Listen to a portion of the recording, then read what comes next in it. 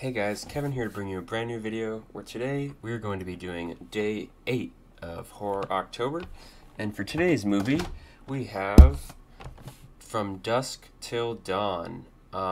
This is not really a horror movie for a good amount of it, but then it becomes a horror movie later on, which is kind of interesting to see done on a film. I think it does kind of work here, and I enjoyed it a good amount. But this film definitely has some problems, and I came away with very mixed feelings about it.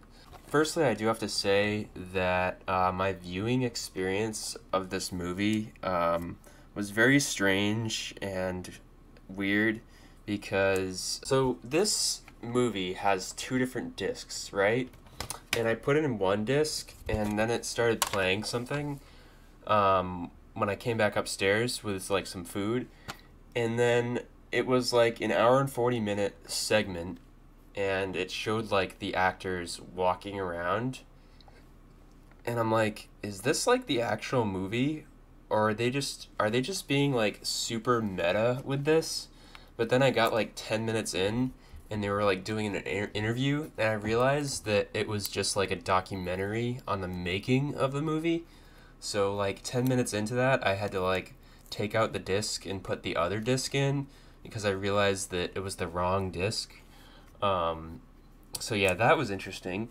And then later on, when I put in the actual movie, 10 minutes into the actual movie, I get a bloody nose, and then have to pause the movie and fix it. And there's just so many weird things that happened for my viewing experience of this movie.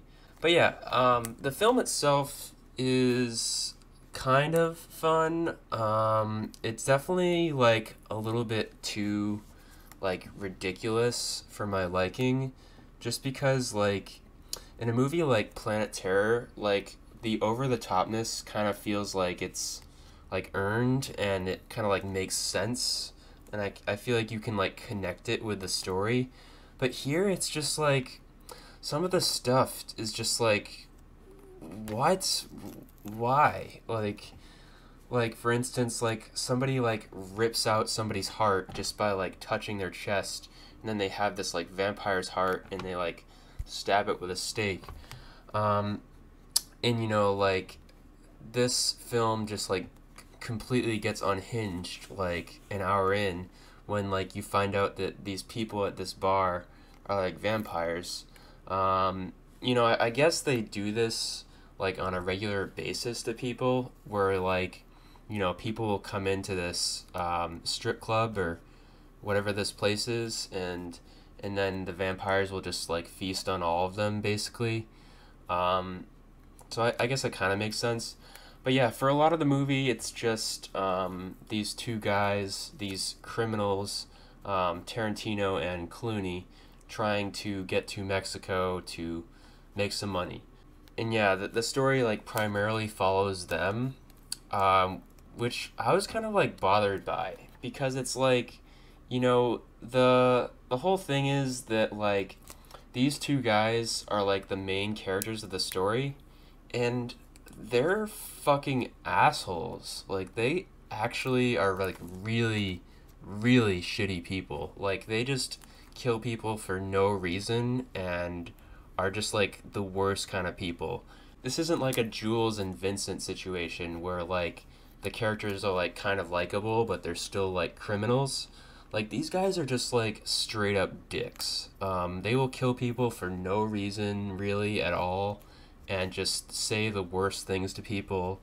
And especially Tarantino's character, which I was extremely bothered by, because he's playing, basically Tarantino here is playing a shitty version of himself.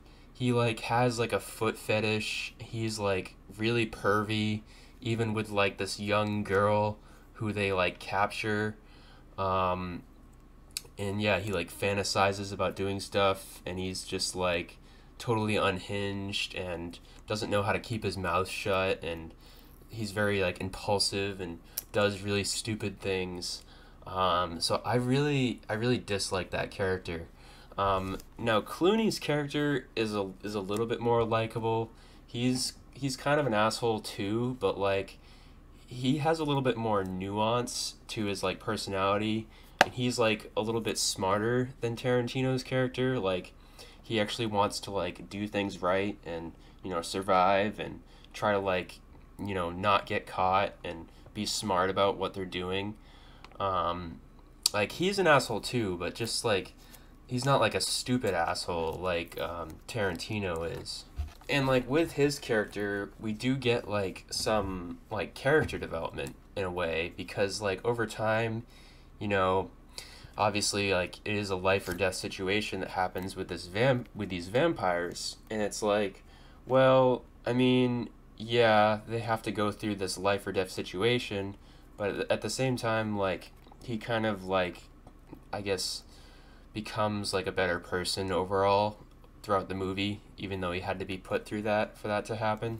But yeah, man, like Tarantino's character is just so ridiculous, and like he wrote the screenplay for this, and you have to like, you know that like he put in this weird stuff where like he's staring at this girl, and like he like stares at this girl's feet when they're in the RV, and then like there's this one absolutely ridiculous part where like this stripper like she like pours like alcohol on her leg and lets it like run down to her foot, and then he like sucks on her toes, and you're like, dude, Tarantino, I know that you put that in the script, man. I get it. You have a foot fetish. That's your thing.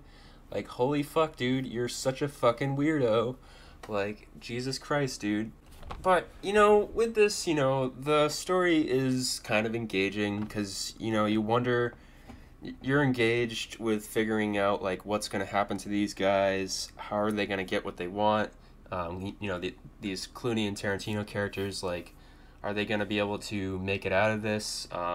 And then they get this other family involved with Harvey Keitel and Juliette Lewis, and you're like, how are they going to get involved? And, like, I knew going in that this was going to become a horror movie later on and that there was vampires involved. I just didn't know like how it would fit into the story.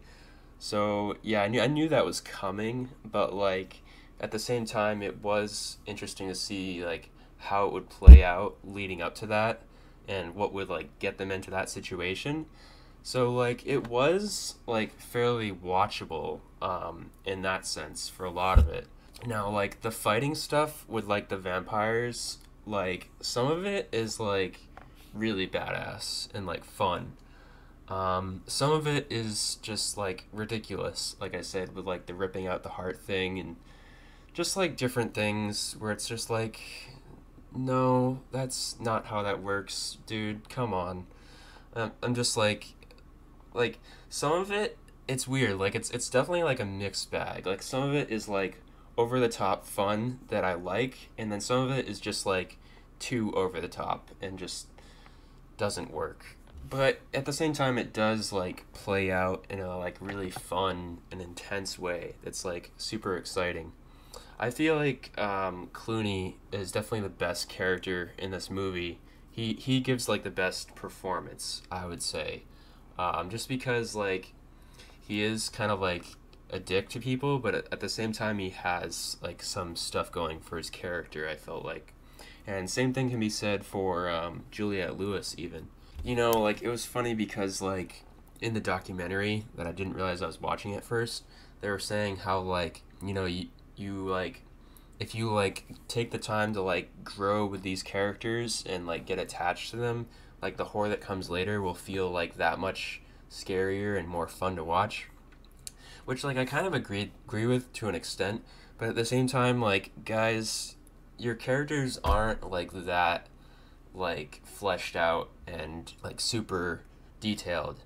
Like Harvey Keitel is kind of like one note. He's just like this like preacher guy who is like down because of his wife dying, and he's kind of a depressed dude who's just like wants to, I don't know, sleep in a bed at a motel, and it's just like, I'm not there's nothing like super intriguing here.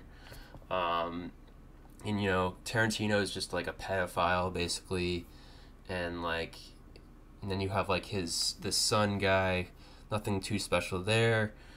Juliette Lewis is kind of cool, and Clooney is interesting.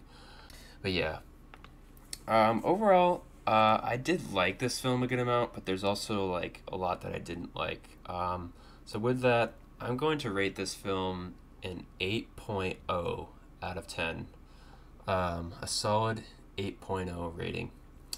But yeah, I hope you guys have enjoyed the video. Make sure to leave a like if you have, and I'll see you guys in the next one.